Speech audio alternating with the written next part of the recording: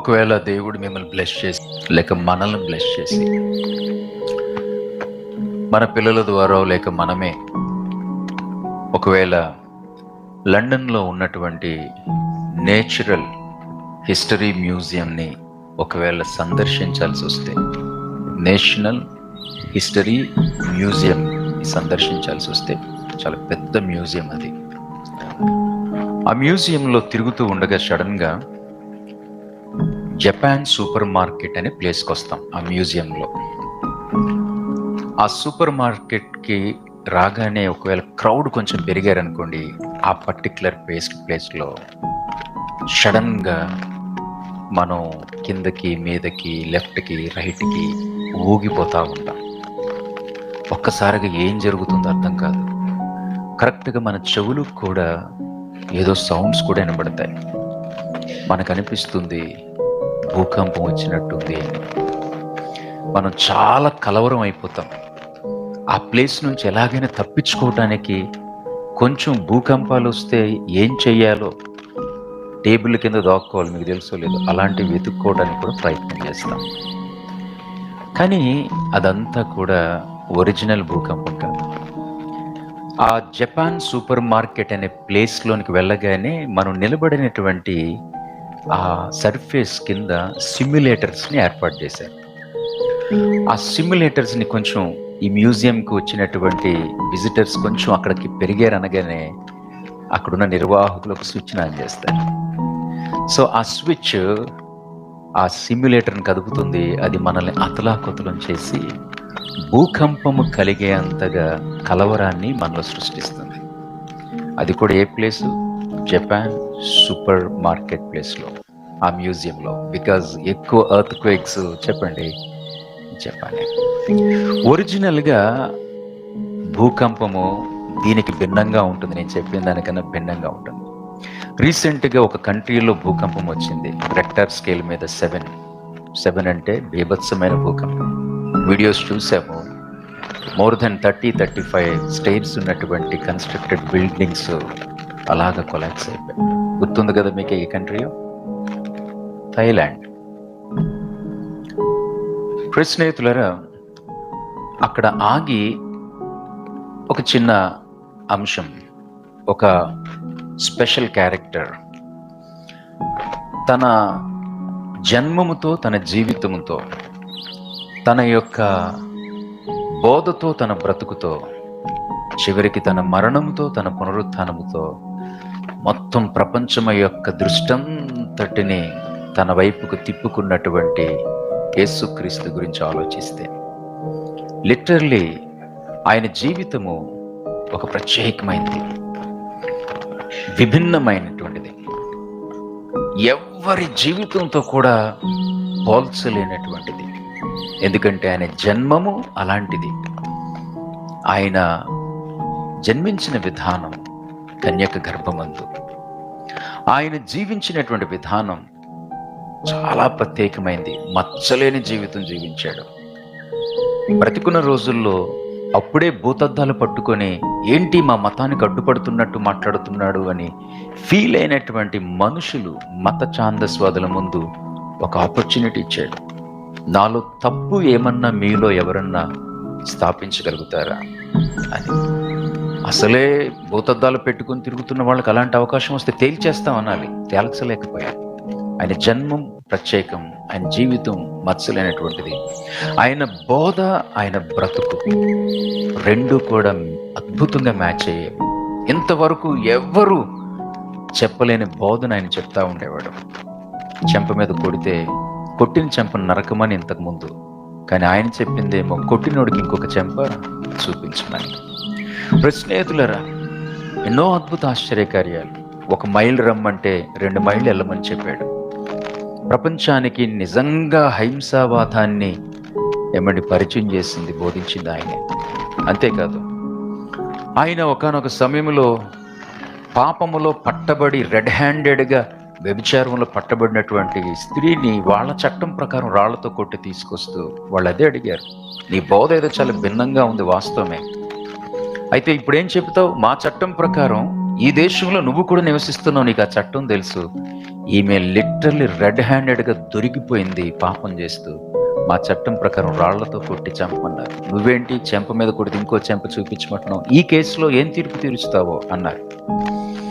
ఆయన చాలా తెలివిగా, నా భాషలో చెప్పాలంటే, ఆవిడ దొరికిపోయింది కాబట్టి దొంగ అయింది, మీరందరూ దొరకలేదు కాబట్టి దొరల కింద చలామణి అవుతున్నారు. ఒకవేళ నేను ఒరిజినల్ దొరనే అని నువ్వు ఫీల్ అయితే, అనగా నాలో ఏ పాపము లేదు అన్నవాడు ఎవడన్నా ఉంటే వాడు మొదటగా ఆ అమ్మాయి మీద రాయేయండి అన్నాడు. వాళ్ళకి అర్థమైంది, మీకు అర్థమైందో లేదు, నేటి సొసైటీకి అర్థమవుతుందో లేదో. మేము అడిగింది ఏంటి, ఈయన చెబుతున్న జవాబు ఏంటి? ఇంకొంచెం సేపు ఇక్కడ ఉంటే మనం చేసినవి కూడా చెప్పేస్తాడేమో. దొరకలేదు కాబట్టి దొరలుగానే బ్రతికేద్దాం అని దొంగలందరూ వెళ్ళిపోయారు. ఆవిడ కూడా ఆశ్చర్యపోయింది, ఇంత అద్భుతంగా డీల్ చేసాడండి, ఇప్పుడు నన్ను ఎలా హ్యాండిల్ చేస్తాడు? పిచ్చిదానా, నీకు బుద్ధి లేదా? నువ్వు ఒళ్ళమ్ముకొని బ్రతుకుతున్నావు, పని చేసుకోలేవా? అది కూడా చెప్తాడులేండి. కానీ అన్నిటికంటే ముఖ్యంగా అందరూ, ఇది ఆడుతో తిరిగిందిరా, ఇది ఆడు నుంచుకుందరా, అమ్మాయికి ఏదో పేరుండే ఉంటుంది, ఇది ఇది అన్నటువంటి ఆమె చెవులకు వినబడినటువంటి ఆ మాటల్లో భిన్నంగా ఆ రోజు తెలుగు బైబిల్లో చెప్పండి, అమ్మా నువ్వు పాపం చేయొద్దు, నేను నిన్ను క్షమిస్తాను. సో మరలా ఆయన జన్మము, ఆయన జీవితము, ఆయన యొక్క చెప్పండి బోధ, ఆయన యొక్క బ్రతుకు, ఆయన యొక్క మరణము, పునరుత్థానము ప్రపంచాన్ని అసలు ప్రశ్నేతుల స్పెషల్ క్యారెక్టర్గా నిలబెట్టేసింది. కట్ చేస్తే మళ్ళీ భూకంపం దగ్గరకు వస్తే, యేసు ప్రభు ప్రశ్నేతులరా, ఆయన జన్మించిన దగ్గర నుంచి ఆయన మరణించి తిరిగి లెగిచ్చినంత వరకు ఒక 4 భూకంపాలు వచ్చాయి.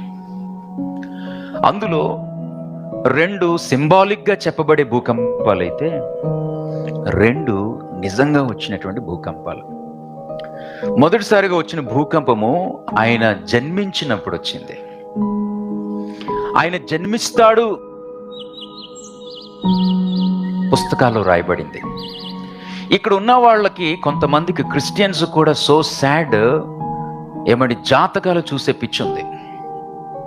మేబీ మీ పితరులు చూసి ఉండొచ్చు జాతకాలు. ఇక్కడున్న వాళ్ళు ఎవరైనా సరే మీ జాతకాలు మీరు పుట్టడానికి ముందే చూపించారా మీ తల్లిదండ్రులు? మన తల్లిదండ్రులు ప్రశ్నేతుల అమ్మగా క్యారియింగ్గా గర్భవతిగా ఉన్నప్పుడు బిడ్డ లోపల ఉన్న బిడ్డ బాబు లేకపోతే పాప మీరు చెప్పండి, వాళ్ళు ఏం చేస్తారో చెప్పండి అని ఎక్కడైనా సరే ఎవరన్నా అలాంటి జాతకాలు ఏమండి చెప్పగలిగి ఉంటారా? అలాంటి జాతకాల కోసం వెళ్ళి ఉంటారా? ఈవెన్ ప్రపంచంలో ఎవరైతే so called famous eminent people, లేకపోతే సమాజంలో వారు ఒకటేదో సాధించి పేరు సంపాదించుకున్న, లైక్ గాంధీ, లేకపోతే నెహ్రూ, లేకపోతే ప్రశ్నేతుల సుభాష్ చంద్రబోసో, ఇంకా వివేకానందో, పరమహంసో, ఇంకా ఎనీవన్ ఏ పేరైనా ప్రపంచంలో, వాళ్ళు పుట్టడానికి ముందు వారు పుడతారన్న సంగతి లోకానికి తెలియదు.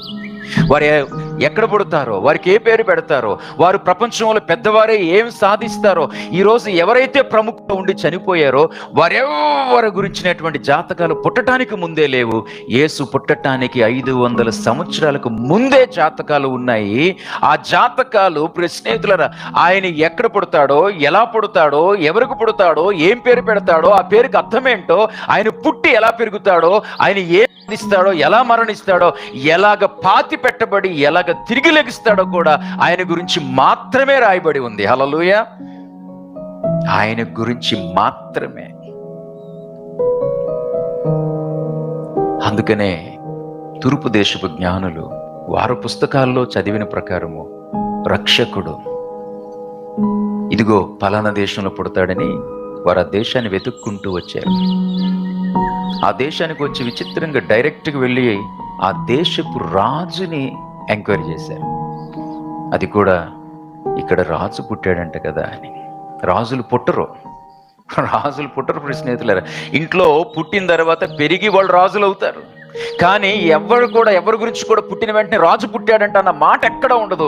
ఈయన గురించి వాళ్ళు వాడేసరికి ఆ దేశాన్ని పరిపాలిస్తున్నటువంటి కింగ్ హేరోదు భూకంపం వచ్చినంత ఫీల్ అయ్యాడు. కలవరం చెందాడు.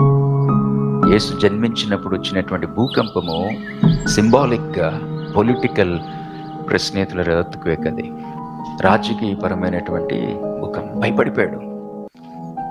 అతనికి ఇది అధికార దాహం ఎక్కువ. అతనికే కాదు, ఎవరు సింహాసనం మీద కూర్చుంటారు, ఎవరైతే ఆ యొక్క పొజిషన్ లో ఉంటారో అందరికీ అలాంటి దాహమే. పైగా కుట్రదారుడు, మోసగాడు, కలవరం చెందిపోయాడు. భూకంపం వచ్చినంత ఫీల్ అయిపోయాడు. తన కాళ్ళ కింద భూమి కదిలిపోతున్నట్టు ఫీల్ అయిపోయాడు. దాంట్లో భాగంగా ఆ దేశంలో 2 సంవత్సరాల లోపు ఉన్న పిల్లలందరినీ చంపమని ఇక మిగిలిన ఆ దేశంలో ఉన్న కుటుంబాలందరికీ కూడా కలవరాన్ని తీసుకొచ్చాడు, భూకంపాన్నే తీసుకొచ్చాడు. యేసు పుట్టినప్పుడు వచ్చిన భూకంపం ఏంటది? రాజకీయపరమైన భూకంపం, పొలిటికల్ ఎర్త్క్వేక్. ఇక రెండోది, ఆయన పెరిగి పెద్దవాడయ్యాడు, అద్భుతాలు చేస్తూ ఉన్నాడు, అద్భుతమైన బోధలు చేస్తూ ఉన్నాడు.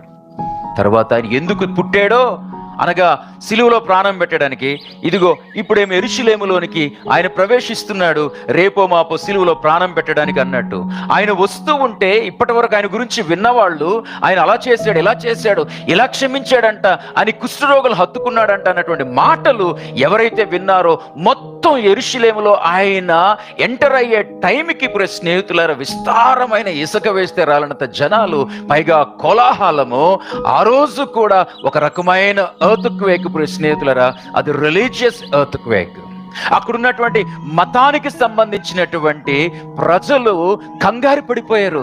ఇంతమంది జనాభా ఏంటి, ఇంతమంది ఫాలోవర్స్ ఏంటి, ఇంత పాటలేంటి, ఇంత స్తుతి ఏంటి, ఇంత ఆరాధన ఏంటి అని వారు కంగారు అయిపోయారు. స్నేహితులరా, ఒక విషయం చెప్పనా, ప్రపంచంలోనే ఇప్పటికీ కూడా యేసుని నమ్మని దేశాలు, సువార్తను ప్రకటించటానికి సువార్తను బ్యాన్ చేసినటువంటి దేశాలు, ఇంక్లూడింగ్ స్నేహితులరా ప్రస్తుతం వ్యతిరేకంగా ఉన్నటువంటి భారతదేశం కూడా ఒక విధంగా రిలీజియస్ ఎర్త్క్వేక్. ఇప్పుడు మన దగ్గర ఉన్న స్టాటిస్టిక్స్, లేకపోతే గవర్నమెంట్ దగ్గర ఉన్న స్టాటిస్టిక్స్, ఏవైతే గణాంకాలు, అవన్నీ కూడా దానికి మించిన ఊహన తడబాటు చేసే గణాంకాలు ఈరోజు భారతదేశంలో మత ఛాందస్వాదుల దగ్గర ఉన్నాయి, రిలీజియస్ పీపుల్ దగ్గర ఉన్నాయి. వారికి అర్థం కావట్లేదు ఇంతగా ఎలా స్ప్రెడ్ అయిపోతుంది ఈ యొక్క క్రిస్టియానిటీ.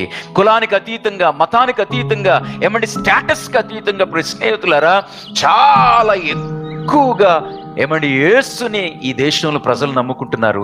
ఆ విషయం మనకన్నా గవర్నమెంట్ వాళ్ళకన్నా ఈ యొక్క మత ఛాందస్వాదులు గ్రూప్స్ ఉన్నాయి చూసారా, సంస్థలు తెలుసా, వాళ్ళ దగ్గర అత్యద్భుతమైనటువంటి స్టాటిస్టిక్స్ రికార్డ్స్ ఉన్నాయి. చాప కింద నీరులాగా ప్రవహిస్తుంది భారతదేశంలోనే కాదు ప్రపంచవ్యాప్తంగా క్రైస్తవ్యం.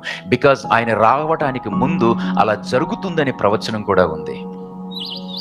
రెండవది, యెరూషలేములో ప్రవేశించినప్పుడు వచ్చినటువంటి ఎర్త్క్వేక్, మతానికి సంబంధించిన ప్రజలు కలవరం చెందారు, ఇంతమంది జనాభా ఏంటి అని. ఇక మూడవ ఎర్త్క్వేక్ నిజంగా వచ్చిన ఎర్త్క్వేక్, సిలువలో మనుషుల పాపం కొరకు ఆయన శ్రమను అనుభవించి రక్తం చిందించి చివరికి ఒక పెద్ద కేకేసి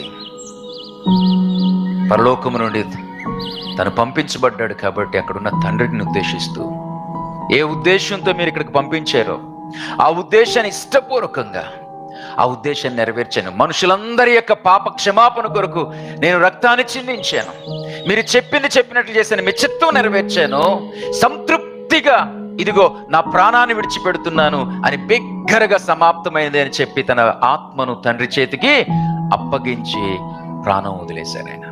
అప్పుడు వచ్చింది ఒరిజినల్ ఎర్త్క్వేక్. యెరూషలేములో స్నేహితులారా వచ్చినటువంటి ఎర్త్క్వేక్కి సిలువు దగ్గర ఉన్నవాళ్ళు, సైనికులు అందరూ కూడా కంగారైపోయారు. ఈయన ప్రాణం విడిచిన వెంటనే ఇలాగొచ్చింది అంటే అని చెప్పి ఆ యొక్క యెరూషలేములో ఉన్నటువంటి యూదుల యొక్క ప్రార్థనా మందిరం, దేవాలయంలోని అతి పరిశుద్ధ స్థలానికి మధ్యనున్నటువంటి ఒక తెర ఎవరో చింపినట్టు గట్టిగా చినిగిపోయింది. స్నేహితులారా, ఆ భూకంపానికే ప్రజలు, మతాధిపతులు అందరూ కలవరం చెందారు. ఇంతకీ అలాగెందుకు చిరిగింది? ఇప్పటి వరకు దేవుని రీచ్ అవ్వాలంటే ఎవరో యాజకులు ఉండాలి మధ్యవర్తులుగా. అయితే ఇక నుంచి మధ్యవర్తులు ఎవ్వరూ లేరు. ఏమని దేవునికి నరుడికి ఒకే ఒక మధ్యవర్తి, ఇదిగో సిలువలో బలి అయినటువంటి ప్రభు అయిన యేసుక్రీస్తు. ఎవరు దేవుణ్ణి చూడాలనుకుంటున్నారో, ఎవరైతే పాపమును బట్టి దేవునికి దూరం అయిపోయి దేవునికి మానవునికి మధ్యలో అగాధాన్ని తెచ్చుకున్నారో, ఆ అగాధాన్ని దాటడానికి ఏవేవో ప్రయత్నాలు చేసి మీడియేటింగ్ చేశారో, ఇక నుంచి వాళ్ళందరూ అవసరం లేదు. ఒకే ఒక మధ్యవర్తి సిలువలో ప్రాణాన్ని పెట్టినటువంటి వాడు అని గుర్తుగా ఆ యొక్క పరిశుద్ధ స్థలానికి అతి పరిశుద్ధ స్థలానికి మధ్యన ఉన్నటువంటి చెప్పండి తెర చినిగిపోయింది. Real earth quake. ఆయన ప్రాణం వదిలేశారు. కొంతమంది శిష్యులు, కొంతమంది స్త్రీలు ఆయన పార్థివ దేహాన్ని సిలువ మీద నుంచి కిందకి దించారు. స్నేహితులరా, ఒక రహస్య ఫాలోవర్ యేసు ప్రభుకి అరిమతీయ యోసేపు. ఆ రోజే కదా, ఇప్పటికీ ఉన్నారు, ఎప్పటికీ ఉంటారు. ఎవరో పిఠాపూర్ నుంచి ఒక తమ్ముడు నాకు కాల్ చేసి సీక్రెట్ బిలీవర్స్ ఉంటారని అడిగాడు. తమ్ముడు, కాంట్రవర్సీలు ఏం లేదు, బైబిల్లో సీక్రెట్ బిలీవర్స్ గురించినటువంటి ప్రిఫరెన్స్ లేవు. But there are secret believers world wide, ప్రపంచవ్యాప్తంగా. వారికి ఉన్నటువంటి కుటుంబ సమస్యను బట్టు, స్నేహితులారా, ఏమండి, భర్తకి ఇష్టం లేకపోవటం వల్ల, తల్లిదండ్రులకు ఇష్టం లేకపోవటం వల్ల, లేకపోతే ఇంకేదో వాళ్ళకున్నటువంటి బ్యాక్గ్రౌండ్స్ని బట్టి వాళ్ళ సొసైటీ దాన్ని యాక్సెప్ట్ చేయలేకపోవటం వల్ల, వారిని దేవుణ్ణి తెలుసుకొని, సత్యాన్ని తెలుసుకొని వారిని వదలలేక దెబ్బలు తినడానికనే సిద్ధపడతారు ఎంతో మంది. స్నేహితులారా, ఆ రోజు సెలవు రోజు అయితే ఏమండి, భర్త ఇంట్లోనే ఉంటే ప్రార్థన చేసుకునే అలవాట్లోకి వెళ్ళిపోయినటువంటి ఆ సీక్రెట్ బిలీవరు ఆయన ఇంట్లోనే ఉన్నాడు సెలవు రోజు, బయటికి వెళ్ళట్లేదన్న ఆలోచనతో బాత్రూంలోకి వెళ్ళి ఖాళీ బకెట్లోనికి ఏమండి ట్యాప్లు ఓపెన్ చేసి అక్కడ ప్రార్థన చేసిన సీక్రెట్ బిలీవర్స్ బోల్డ్ మంది ఉన్నారు. వాళ్ళే కాదు, వరల్డ్ వైడ్ ఉన్నారు. అలాంటి సీక్రెట్ బిలీవరే రిచ్ మ్యాన్ అరిమతీయ యోసేపు. ఆ రిచ్ మ్యాన్ ఆయనే కాదు, ప్రపంచంలో చాలా మంది రిచ్ మ్యాన్ వారు చనిపోవటానికి ముందుగానే సమాధులను ప్రిపేర్ చేసుకుంటారు. మనలాగా గొయ్యి తవ్విన సమాధులు కాదు, గుహల్లాగా తవ్వించుకున్న సమాధులు. సో ఆయనే అడిగినట్టున్నాడు, ప్లీజ్ ప్రభు యొక్క పార్థివ దేహాన్ని నా సమాధిలో ఉంచండి అని. జాగ్రత్తగా తీసుకుని వెళ్ళి లెనిన్ క్లాత్ను చుట్టి, నారబట్టను చుట్టి, స్త్రీలు ముందుగా తీసుకొచ్చినటువంటి సుగంధ ద్రవ్యాల్ని ఆ పార్థివ దేహానికి పూసి దుఃఖంతో, వేదనతో ఆయన లోపల ఉంచి ఆ యొక్క సమాధికి ద్వారంగా తయారు చేసుకుని పెద్ద రాతిని కలిసి బరువుగా తీసుకొచ్చి క్లోజ్ చేశారు. భారమైనటువంటి రీతిగా వారు ఆ ప్రదేశాన్ని విడిచిపెట్టారు. కానీ విచిత్రం ఏంటంటే, ఆయన భూమి మీద బ్రతికుండగానే నేను లెగుస్తానని చెప్పిన సందర్భాలు ఎన్నో ఉన్నాయి. అవేవి వీళ్ళకి గుర్తుకు లేవు. అలా గుర్తుకు లేకపోవడానికి కారణము, వాళ్ళు ఇంత మరణాన్ని ఊహించలేదు, ఇంత శ్రమను ప్రభు విషయంలో ఊహించలేదు, ఇంత భయంకరంగా ఆయన వేదనకి గురి చేస్తారన్న విషయం వాళ్ళు ఊహించలేదు.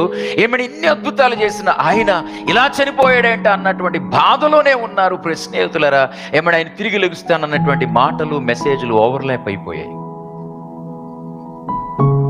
ఆయన అలాగ మరణించాలని, ఆయన మరణించడానికి ముందే 500 సంవత్సరాలకు ముందే లేఖనాలు ఉన్నాయి. తెలియని మూర్ఖులు, బుద్ధిహీనులు, 3 మేకులు పీక్కోలేనోడు మిమ్మల్ని ఏం కాపాడతాడంటే, ఆయన పీక్కోలేదు కాబట్టే ఏమండి బంధకాల చేత పీడించబడిన మనము విడిపించబడ్డాము. ప్రియ స్నేహితులారా, హల్లెలూయా. పాస్టర్ గారు ఇందాక చెప్పారు కదా, జోష్ మెక్డోనెల్. ప్రియ స్నేహితులారా, ఆయన స్టేట్మెంట్ అవసరం.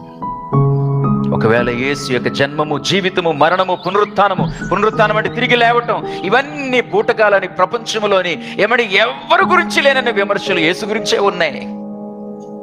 ఆయన అన్న మాట, అలాంటి వాళ్ళకి 2 బ్రెయిన్స్. ఒక బ్రెయిన్ ఆల్రెడీ ఎక్కడికో పోయింది, ఆ పోయిన బ్రెయిన్ని వెతకడానికి ఇంకొక బ్రెయిన్. That's it. ఎవరైతే సో కాల్డ్ ఈరోజు సోషల్ మీడియాలో మాట్లాడుతున్నారో స్నేహితులరా, ఏమండి ఆ యొక్క పిల్లకేసుకున్న ఆయనో, లేకపోతే ఆ నల్లగా ఉన్న వ్యక్తో, లేకపోతే ఇంకెవరో నత్తిగా మాట్లాడే వ్యక్తో, ఏమండి ఈరోజు సో కాల్డ్ సైంటిస్టుల ముందు ప్రపంచంలో అనేక మంది నాస్తికులు, ది గ్రేట్ ఫిలాసఫర్, వీళ్ళందరూ చదువు సంధి లేనటువంటి బుద్ధిహీనులు స్నేహితులరా, ఏమండి వీడికే ఏదో తెలిసినట్టు యేసుని గురించినటువంటి వాక్యం గురించి భయంకరంగా మాట్లాడుతున్నారు. మీరు రోజు చూస్తున్నారు. ఆ అస్సలు పట్టించుకోకండి వాటిల్ని. ఏమండి, వాళ్ళు చదువు సంధ్య లేనటువంటి బుద్ధిహీనులు, మూర్ఖులు. ప్రియ స్నేహితులరా, వాళ్ళకి మించినటువంటి జ్ఞానులు, విజ్ఞులు యేసుని తిరస్కరించిన నాస్తికులు. ప్రియ స్నేహితులరా, కోర్టులో కేసులు వేశారు. ఆయన జన్మం, జీవితం, మరణం, పునరుత్థానం, బోటకం నిరూపిస్తానని. కోర్టు అంది, మా టైం వేస్ట్ చేయొద్దంది. నో, మీరు యాక్సెప్ట్ చేయాల్సిందే చట్ట ప్రకారం. నేను పిల్ వేస్తున్నాను, లేకపోతే పిటిషన్ వేస్తున్నానంటే అది నీకు టైం ఇస్తున్నానని చెప్పేసి అన్నారు. ఆ టైంలో ప్రూఫ్స్ తెమ్మన్నారు. ఆ ప్రూఫ్స్ కోసం రీసెర్చ్కి వెళ్ళినటువంటి పెద్ద మనిషి యేసు జన్మం, జీవితం, మరణం, పునరుత్థానం సత్యమని గ్రహించటమే కాకుండా సత్యాన్ని అంగీకరించిన దగ్గర ఆగిపోకుండా ఈ సత్యాన్ని ప్రపంచానికి తెలియజేయాల్సిన బాధ్యత నా మీద ఉందని చెప్పి ఇందాక చెప్పిన పుస్తకం అదే, హూ మూవ్డ్ ద టోంబ్. ఈ యొక్క టోంబ్ ముందు, సమాధి ముందు ఎంత పెద్ద రాయిని ఎవరు తొలగించారు? కిందన ట్యాగ్ లైన్ బ్యూటిఫుల్ గా పెట్టాడు, the book that refused to be return. ఇది రాయాల్సిన పుస్తకం కాదు, రాయాల్సి వచ్చింది, ప్రపంచానికి తెలియచేస్తున్నాను నేను అన్నాడు. స్నేహితులరా, మొత్తానికి శుక్రవారం రాత్రి కర్ఫ్యూ లాగుంది. గవర్నమెంట్ ఏం కర్ఫ్యూ విధించలా, కానీ అంత గొప్ప అయినా, ఇంత అద్భుతాలు చేసిన ఆయన ఇలాగ న్యాయంగా అలాగ ఆలోచిస్తున్నారు ప్రజలు. ఆ రాత్రి అంతా నిద్రపోలేదు ఎవరు. శనివారం పగలు కూడా కర్ఫ్యూలాగే ఉంది ఆ దేశంలో. ఊహించలేకపోతున్న, కళ్ళు మూసిన కళ్ళు తెరిచిన ఆయనే కనబడుతున్నాడు, ఆకాశానికి భూమికి వేలాడుతున్నట్లు. ఏమని మనుషులు అన్యాయంగా ఆయన మీద వేసిన నిందలు కూడా, అవమానాలు వినపడుతున్నాయి. సాటర్డే కూడా అలాగే ఉంది. ఆదివారం తెల్లవారుజామున ఇంకా చీకటే ఉంది, ఇంకా పూర్తిగా వెలుగు రాలేదు. కొంతమంది స్త్రీలు ఆ పార్థివ దేహానికి మరలా కొన్ని లేపనాలు, సుగంధ ద్రవ్యాలు రాయటానికి ఉదయాన్నే బయలుదేరి ఆ తోటకి, సమాధుల తోటకు వచ్చారు. వారు ఒకరినొకరు మాట్లాడుకుంటున్నారు, అంత పెద్ద రాయి మనం ఆడవాళ్ళం ఎవరు తొలగిస్తారా అని. స్నేహితులారా, దాని కొరకు ఒక లేఖనం చదివి ఆ లేఖనంలో 4 మాటలు నేను ధ్యానం చేసి క్లోజ్ చేస్తాను. మత్తయి రాసిన సువార్త 28వ అధ్యాయము, నాతో పాటు 8 వచనాలు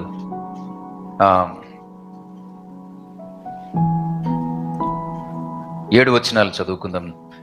విశ్రాంతి దినము గడిచిపోయిన తరువాత ఆదివారమున తెల్లవారుచుండగా మగ్దలేని మరియయు వేరొక మరియయు సమాధిని చూడవచ్చిరి. ఇదిగో ప్రభు దూత పరలోకము నుండి దిగివచ్చి రాయి పొర్లించి దాని మీద కూర్చుండెను. అప్పుడు మహా భూకంపము కలిగాను. ఆ దూత స్వరూపము మెరుపు వలె ఉండెను, అతని వస్త్రము హిమమంత తెల్లగా ఉండెను. అతనికి భయపడుట వలన కావలి వారు వనికి చచ్చిన వారి వలె నుండిరి. దూత ఆ స్త్రీలను చూచి, మీరు భయపడకుడి, సిలువ వేయబడిన యేసును మీరు వెతుకుచున్నారని నాకు తెలియను. ఆయన ఇక్కడ లేడు, తాను చెప్పినట్లే ఆయన లేచున్నాడు. రండి, ప్రభు పండుకొనిన స్థలము చూచి త్వరగా వెళ్ళి ఆయన మృతుల్లో నుండి లేచున్నాడని ఆయన శిష్యులకు తెలియచేయడు. ఇదిగో ఆయన గలీలోనికి మీకు ముందుగా వెళుచున్నాడు, అక్కడ మీరు ఆయన చూతురు. ఇదిగో మీతో చెప్పి తినే నేను. నా వైపు చూడండి. స్నేహితులారా, శుక్రవారం రాత్రి చనిపోయాక మతాధిపతులు వెళ్ళి గవర్నర్ని, వినండి, ఎవరిని అడిగారు? గవర్నర్. అంటే ఇవన్నీ రికార్డెడ్ హిస్టరీ. గవర్నర్ దగ్గరికి వెళ్తే గవర్నర్ ఇప్పుడు వచ్చారేంటి? అతను బ్రతికున్నప్పుడు చనిపోతాడని చనిపోయి తిరిగి లెగిస్తానని చెప్పాడు. అయితే నమ్మేస్తున్నారా అన్నట్టున్నాడు పిల్లలు. ఏమో ఎందుకు వచ్చిన గోల, మీరు మాకు ప్రొటెక్షన్ ఇవ్వాలి. మీకా ఆయనకా? అదే ఆ డెడ్ బాడీకి. Are you crazy? పిచ్చి పట్టిందా? చనిపోయిన వ్యక్తికి నేను ప్రొటెక్షన్ ఇవ్వడం ఏంటి? మీకేమైనా పిచ్చి పట్టిందా? మరింత మూర్ఖంగా ఉండకండి. మీకు తెలీదు, మీరు మమ్మల్ని అర్థం చేసుకోవాలి.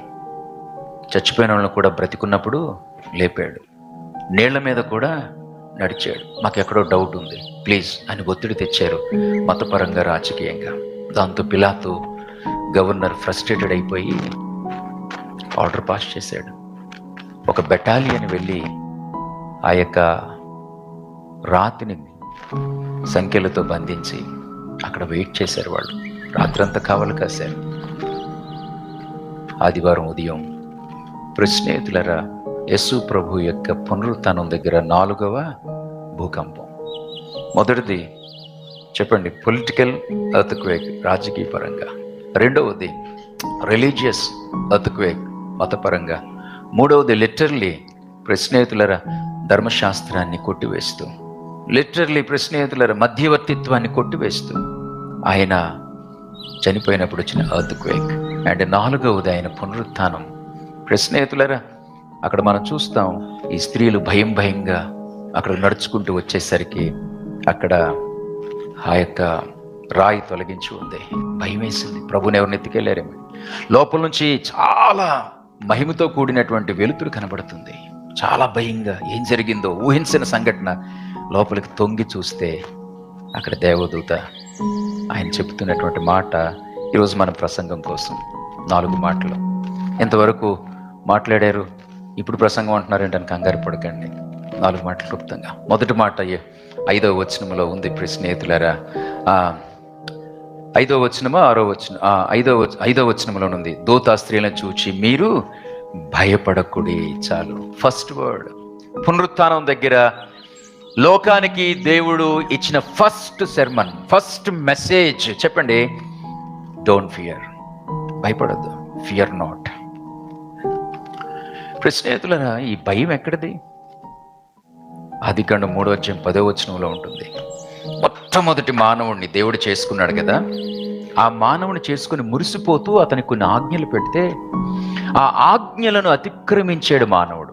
అలాగే అతిక్రమించటానికి కారకుడు దేవునికి వ్యతిరేకమైనటువంటి దయ్యం. ఆ దయ్యం ఒకప్పుడు పరలోకంలోనే చీఫ్ ఏంజల్స్ అందరికీ కూడా ముఖ్య ఏంజల్.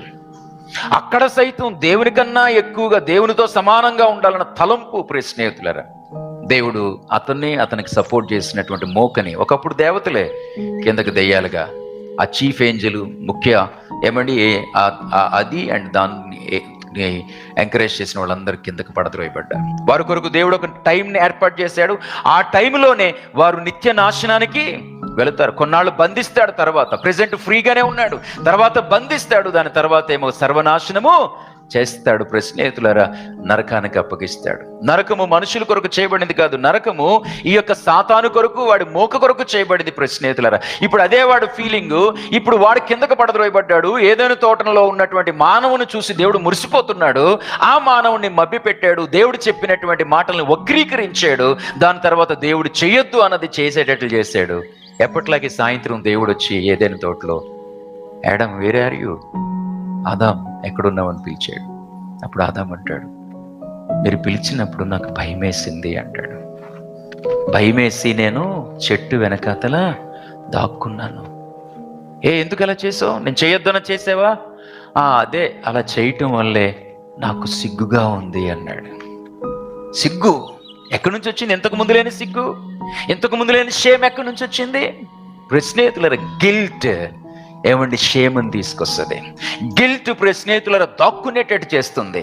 ఏమండి గిల్ట్ అంటే తెలుసు కదా, అపరాధ భావము. అందుకని చూడండి, టీచర్ హోంవర్క్ చేశారని అడిగారు అనుకోండి, చేయలేనోడు ఏమండి టీచర్ ముఖంలో ముఖం పెట్టి చూసి చేయలేదని చెప్పడాడు. Because guilt. అమ్మ నాన్న అడుగుతారు, ఎందుకు అలా చేసావు? నువ్వేనా తీసావు? నాకు తెలుసు, ఎందుకు అలా తీసావు? కొత్తగా ఎలా ప్రవర్తిస్తున్నావేంటి? వాడు రైట్ ఆన్సర్ ఇవ్వలేడు. వాడు చూపు కిందకి వెళ్ళిపోతాయి. గిల్ట్ స్నేహితులారా అలాగే ఎంటర్ అయింది పాపమును బట్టి. గిల్ట్ని బట్టి చెప్పండి మనిషిలో భయం ఏర్పడిపోయింది. ఇక్కడున్న మనము, మనతో పాటు ప్రపంచంలో చాలా మంది మనుషులు బయటికి చాలా గంభీరంగా కనబడతారు. బట్ ఎవరికి ఉండాల్సిన భయాలు వాళ్ళకున్నాయి. చాలా భయాలు ఎవరికి ఉండాల్సినవి. చదువు గురించో, పిల్లల గురించో, వారి క్యారెక్టర్ గురించో, భర్త గురించో, లేకపోతే ఆరోగ్యం గురించో, ఆర్థికమైన విషయాల గురించో, ఈ వీటితో పాటు అందరికీ సర్వసాధారణంగా ఉన్నటువంటి ఏకైక భయం ఏంటంటే మరణం. ఇదిగో అలాంటి వాళ్ళందరికీ ఉద్దేశిస్తూ పునరుత్థానపు నాడు చెప్పండి, భయపడకుడి. మరణాన్నే గెలిచాడు ఆయన. 3 రకాల భయాల గురించి నా దగ్గర వినే ఉంటారేమో. మొదటి భయము సహజ సిద్ధమైన భయం, దేవుడు పెట్టాడు. అది రాత్రిపూట చీకట్లు వెళ్ళేటప్పుడు కాలువ ఉందేమో, లేకపోతే పాము ఉందేమో, లేకపోతే ఇంకేదన్నా ఉందేమో, పడిపోతానేమో అని జాగ్రత్తలు తీసుకునేటట్టు చేస్తుంది, సహజ సిద్ధమైన. రెండోది ఊహాజనితమైన. ఏమని ఏమీ లేకపోయినా ఏదో ఉన్నట్టు, ఏం జరగపోయినప్పటికీ జరిగిపోయినట్టు. అందుకే బీపీలు, షుగర్లు, ఆ ఊహాజనితమైన భయమే ప్రాణాల వరకు కూడా తీసుకొస్తుంది. ఏదేమైనప్పటికీ కూడా ఇలాంటి భయముతో, మరణ భయంతో ఉన్నటువంటి మనుషులకి స్నేహితులారా, మరణపు ముళ్ళును విరిచి చెప్పండి సమాధిని గెలిచి ఆ రోజు దేవదూత ద్వారా ఒక సందేశాన్ని పంపిస్తున్నాడు. చెప్పండి, మీరు భయపడకుడి. స్నేహితులారా, నీ భయం ఏదైనప్పటికీ కూడా ఈరోజు మరణాన్నే గెలిచాడని ఒక మంచి మాట చెప్తాను. ఆయన మరణాన్ని గెలిచినప్పుడు మరణం భయపడిపోయింది, మరణం వణికిపోయింది. ఇంతవరకు మనుషులను చెప్పండి నొక్కి పెట్టి ఉంచినటువంటి సమాధి స్నేహితులారా, ఆ భూకంపం ద్వారా ఈరోజు మొదటి లెసన్ ఏంటంటే భయపడద్దు. దేనికి భయపడద్దు స్నేహితులారా? ఏమండి, నాకు భయం ఉంటుంది, మీకు భయం ఉంటుంది. కానీ మరణాన్ని గెలిచినటువంటి దేవుణ్ణి మనం గుర్తు చేసుకుంటున్నప్పుడు, ఆ పునరుత్థానపు శక్తిని మనం అనుభవించినప్పుడు, గుడ్ ఫ్రైడే నాడు ఎందుకో తెలియనటువంటి అభిషేకంతో ఒక మాట నేను చెప్పాను. స్నేహితులారా, ఎవరైనా సరే, ప్రవీణ్ పగడాలైనా ఎవరైనా సరే చెప్పండి, మరణాన్ని కావాలని ఎదుర్కోరు. ఎవరు కూడా మరణం వచ్చినప్పుడు నాకు భయం లేదండి అని ఎవరు అనరు. భార్య గుర్తొస్తుంది, బిడ్డలు గుర్తొస్తారు, భవిష్యత్తు గుర్తొస్తుంది, బ్రతకాలన్న ఆశ ఎవరికన్నా ఉంటుంది. కానీ ఇంక అర్థమైపోతుంది చూసారా, నేను దీన్ని తప్పించుకోలేను అన్న సంగతి అర్థమైపోయినప్పుడు ఎక్కడ లేని ధైర్యం వస్తుంది. నా ఆత్మను మీకు అప్పగిస్తున్నాను అని స్టెఫన్ లాగా చెప్పగలుగుతారు స్నేహితులారా. ఈరోజు అదే ప్రామిస్ చేస్తున్నాడు. అన్ని భయాల నుంచి విడిపించగలుగుతాను బిడ్డ. మరణ భయం నుంచే, మరణాన్నే భయపెట్టినోడిని నేను.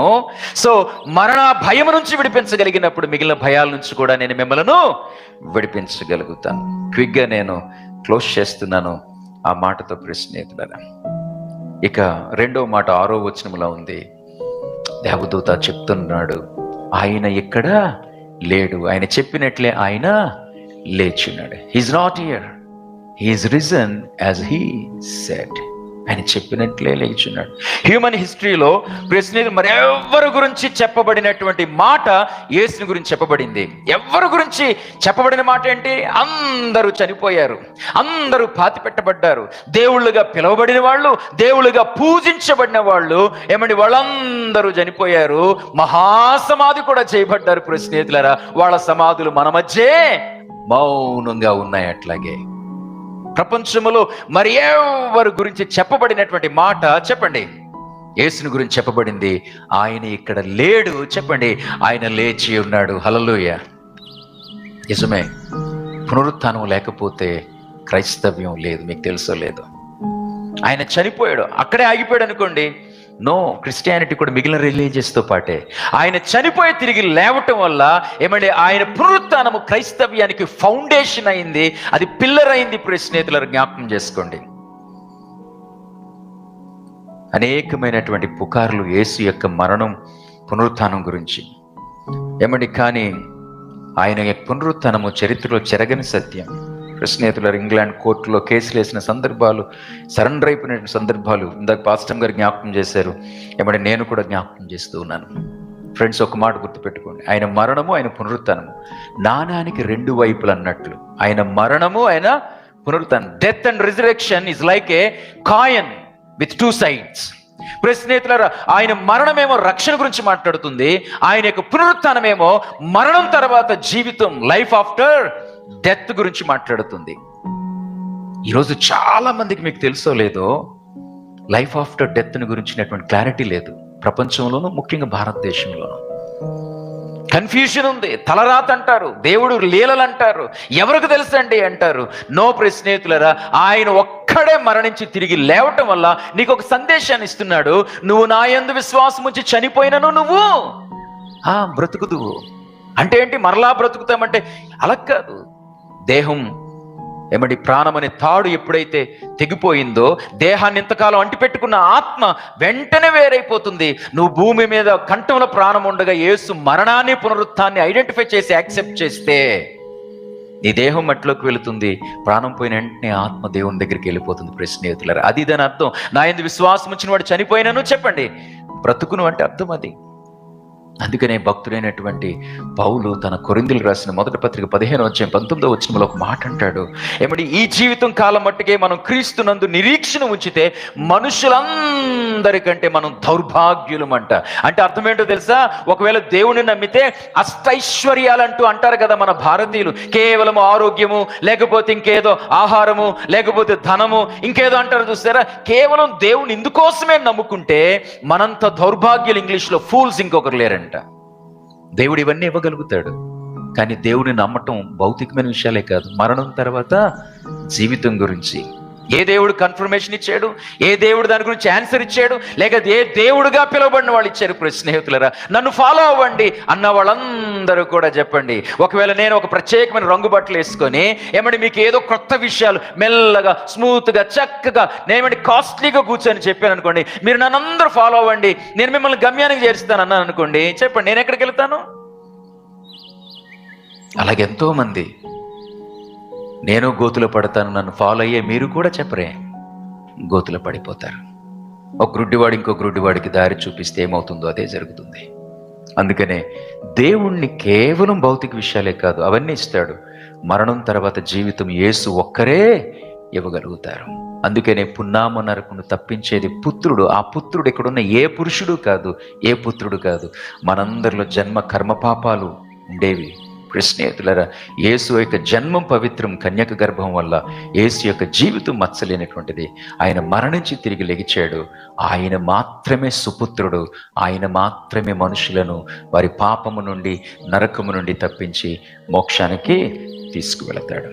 అందుకనే చెప్పండి, మిగిలిన సమాధులన్నీ కూడా వాళ్ళ ఎముకలతో నింపబడ్డాయి, కానీ యేసు సమాధి ఖాళీగా ఉన్నది. ఆయన ఇక్కడ లేడు. చెప్పరే, ఆయన లేచున్నాడు. చదువుకున్న పిల్లలు చెప్పండి, హీఈస్ నాట్ హియర్. చెప్పండి, he's risen as he said. మూడో మాట క్లుప్తంగా 7వ వచనంలో, త్వరగా వెళ్ళి ఆయన మృతుల్లో నుండి లేచున్నాడని తెలియచేయండి. త్వరగా జీసస్ మరణ పునరుత్థానాలను విశ్వసించినటువంటి వారి జీవితంలో వింటున్నారు. ఒక మంచి మాట చెప్తున్నాను. ఎవరైతే ఏమండి వారి పాపక్షమాపణ కొరకు, వారి నిత్యత్వం ఏమండి మరణం తర్వాత జీవితం గురించి భూమి మీద బ్రతకుండగానే యేసు ప్రభునందు విశ్వాసం ఉంచుతారో వారిలో ఒక ఆధ్యాత్మికమైన విప్లవం, స్పిరిచువల్ రెవల్యూషన్, ఆధ్యాత్మిక విప్లవం వస్తుంది. ఆ విప్లవం ఏం చేస్తుంది తెలుసా? లోపల జరుగుతూ ఉంటుంది కదా విప్లవం, అది వాళ్ళు కుదురుగా ఉంచనివ్వదు. వాళ్ళు ఏం చేస్తుందంటే, నేను తెలుసుకున్న దేవుడు, నేను తెలుసుకున్న సత్యం, నేను తెలుసుకున్న సత్యవంతుడిని నేను లోకానికి త్వరగా వెళ్ళి చెప్పాలి. సాతాను కాపుతో అడ్డుకుంటున్నాడు మనల్ని కూడా. ఇప్పుడున్నటువంటి భారతదేశంలో భయకంపితులు చేస్తున్నాడు. జ్ఞానంగా, వివేకంగా ఎవరైతే యేసుని అంగీకరించారో వాళ్ళు ఉండలేరు. స్నేహితులారా, ఈ లోకానికి తెలియదు. మతం మతం మతం అంటుంది. ఎప్పుడు ఒక విషయం గుర్తుపెట్టుకోండి, మతానికి, భక్తికి, మతానికి, దేవునికి సంబంధమేమీ లేదు. పేపర్లో అదే పదం, టీవీలో అదే పదం, సోషల్ మీడియాలో అదే పదం, మన ఫ్రెండ్స్ నోట్లోంచి కూడా అదే పదం. గుర్తుపెట్టుకోండి, మతానికి, దేవుడికి, మతానికి, భక్తికి సంబంధము లేదు. మత్యుద్భవ మత, మతి నుండి ఉద్భవించిందే. ఏ మతి? మానవుని మతి. ఎలాంటిది? కోతి కన్నా ఏను. చరిత్రను చూసినప్పుడు రక్తపాతం మిగిల్చింది ఈ మతం. ఇది మతం కాదు. యేసు అన్నాడు, నేను మార్గము, నేను సత్యం. ఆ సత్యాన్ని మీరు యాక్సెప్ట్ చేస్తే మిమ్మల్ని ఆ సత్యం స్వతంత్రం చేస్తుంది, పాపము నుండి మిమ్మల్ని విడిపిస్తుంది. నేను జీవము, నా యందు విశ్వాసం ఉంచిన వాడు మరణించినను తిరిగి బ్రతుకుతాడు, నాతో పాటు మోక్షానికి వస్తాడు. సో ఎవరైనా ఉన్నారేమో ఆలోచించండి.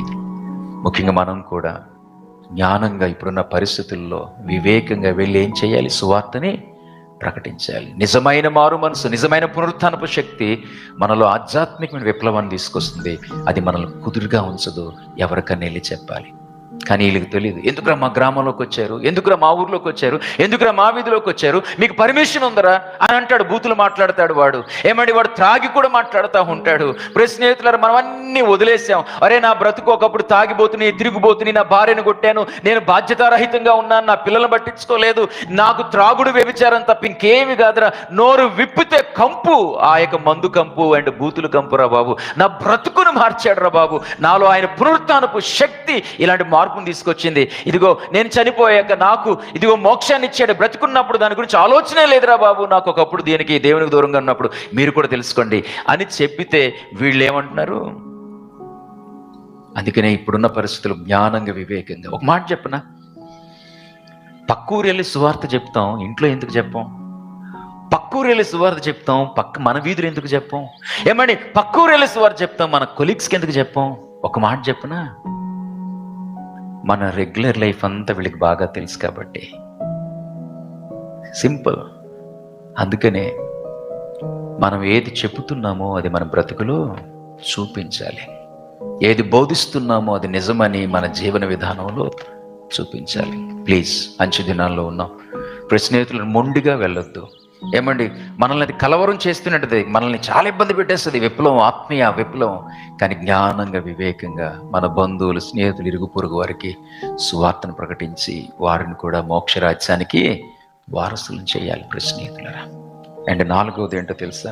అంతేకాదు, మరియా ప్రభువుని తెలుసుకున్నప్పుడు కళ్ళు తెరవబడ్డాయి. ముందు ఐడెంటిఫై చేయలేకపోయింది, తర్వాత మనోనేత్రాలు తెరవబడింది, ప్రభువును ఆరాధించింది. తర్వాత ప్రపంచానికి మొట్టమొదటి రిజరెక్షన్ మెసేజ్ ఎవరిచ్చారు? ఆమె ఇచ్చింది, యేసు లెగిచాడు అని. తోమ, డౌటింగ్ తోమ, తర్వాత రెండోసారి కలుసుకున్నప్పుడు ఏమండి సరెండర్ అయిపోయాడు, ఏమండి ఆయన ఆరాధించాడు. ఆయన సువార్తను పట్టుకొని ఆయనలో కలిగిన ఆత్మీయ విప్లవం స్నేహితుల భారతదేశానికి తీసుకొచ్చి మనందరికీ కూడా సువార్తను ప్రకటించేసింది. అండ్ ఫైనల్ వర్డ్ స్నేహితుల 7వ వచనం 2వ భాగంలో, ఇదిగో ఆ గలిలయోనికి మీకన్నా ముందుగా వెలుచున్నాడు, అక్కడ మీరు ఆయన్ని చూస్తారు. జీసస్ యొక్క పునరుత్థానము హ్యూమన్ హిస్టరీలో ఒక మహోన్నతమైనటువంటి సంఘటన. అది మనిషి యొక్క జీవిత గమ్యాన్ని టోటల్ గా మార్చేసింది. 2 తెలుగు పదాలు వాడాను. యేసుక్రీస్తు యొక్క రిజరెక్షన్ స్నేహితులరా, మానవ జీవితం ఎవరైతే దాన్ని ఐడెంటిఫై చేసి దాన్ని యాక్సెప్ట్ చేస్తారో, ఆ రిజరెక్షన్ మనిషి యొక్క గమ్యాన్ని, గమనం అంటే ప్రెజెంట్ ఉన్న సిచ్యువేషన్, నా జీవితాన్ని మార్చేసింది, అప్సైడ్ డౌన్ చేసేసాడు ఆయన. అండ్ రెండవది ఏం చేశాడు? నా గమ్యాన్నే, నరకానికి వెళ్ళాల్సిన నన్ను పరలోకానికి తీసుకువెళ్తున్నాడు. అయితే ఒకరోజు ఈ ప్రభువుని మనం చూస్తాం. ఎలా చూస్తామంట చెప్పండి? ముఖాముఖిగా చూస్తాం, ఆయనతో మాట్లాడతాం. స్నేహితుల, ఆయనతో కలిసి యుగయుగాలు ఆకలి, దప్పిక, ఏమంటే చీకటి, ప్రశ్నలు, ఏమంటే హెచ్చుతగ్గులు లేనటువంటి లోకములో ఆయన్ని చూసి అత్యద్భుతంగా పరవశించిపోతామంట. అందుకే ఈ లేఖనాన్ని నేను ఎలా టర్న్ చేస్తున్నానంటే, ఆయన మనకన్నా ముందుకు వెళ్ళాడు. ఏమండి 14వ అధ్యాయం మనకు తెలుసు, యోహాను సువార్తలో, నేను మీకన్నా ముందుగా వెళ్ళి నేనేం చేస్తానన్నాడు? అక్కడ మీకు స్థలాన్ని సిద్ధపరుస్తానన్నాడు. తర్వాత ఇక్కడ అంటున్నాడు, ఆయన మీకన్నా ముందు వెళ్ళాడు, మీరు అక్కడ ఆయన్ని చూస్తారు.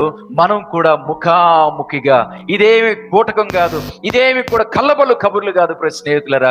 ప్రపంచంలో యేసుని గురించిన ప్రతి విషయము 100% వాస్తవం స్నేహితులరా.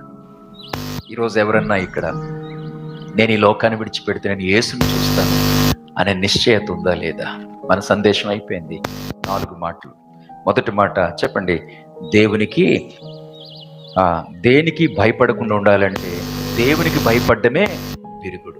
మరణం సైతం రేపొద్దున ఇక మరణించేస్తున్న సంగతి మనకు అర్థమైపోయిన రోజు చక్కగా ప్రభా తీసుకోండి, నన్ను ఆత్మని మీకు అప్పగిస్తున్నానని చెప్పగలగాలి అంటే దేవునికి భయపడితే మిగిలిన భయాలన్నీ కూడా విరిగిపోతాయి.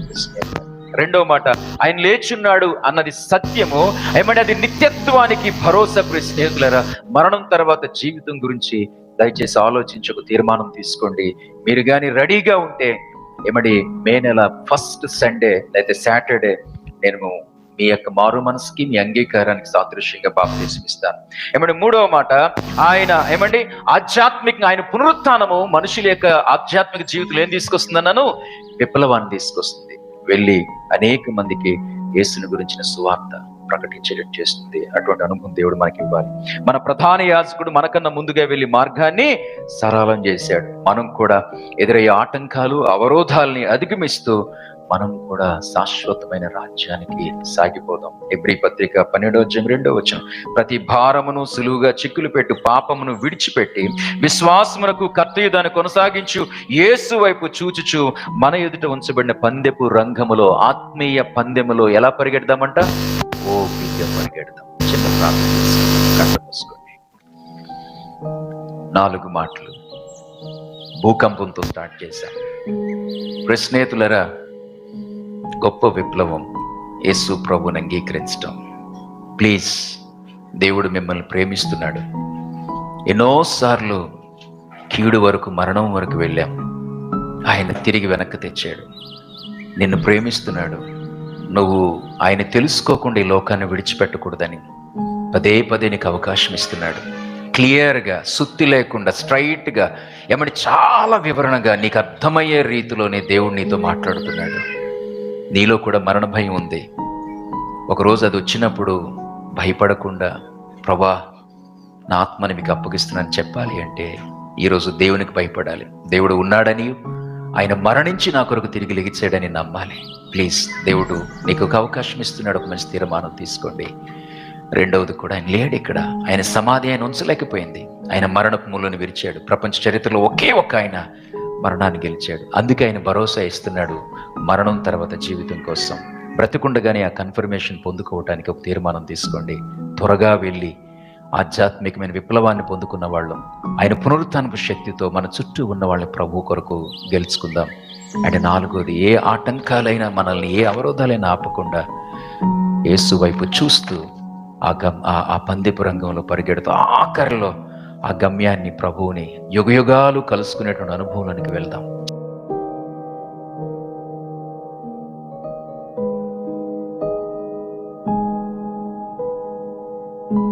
ఈ మాటలు మన వినికిడిలో దేవుడు అనుగ్రహించేటట్లు, మనమందరం బ్రతికుండగా ఆయన కొరకు వాడబడేటట్లు, భయాల నుంచి విడిపించబడేటట్లు, నిజరాజ్యం కొరకు ఎదురు చూసేటట్లు ప్రార్థన చేసుకుందాం.